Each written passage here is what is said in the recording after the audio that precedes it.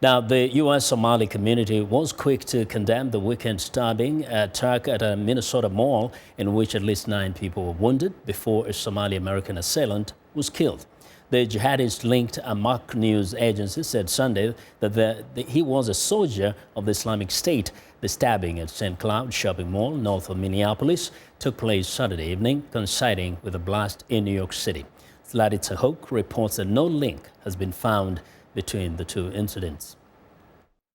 The knife-wielding attacker was stopped when he approached an off-duty police officer who happened to be shopping in the mall. The officer, Jason Faulkner, shot him when he refused the demand to stop.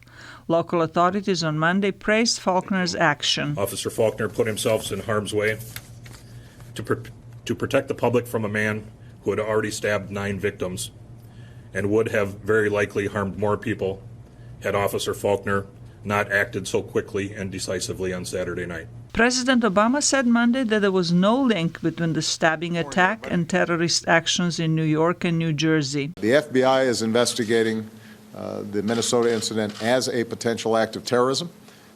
We will direct the full resources of the federal government to make sure that the investigation goes forward aggressively. Local newspapers have identified the attacker as 22-year-old Dahir Adan. They reported that he was born in Africa but had lived in the United States for 15 years.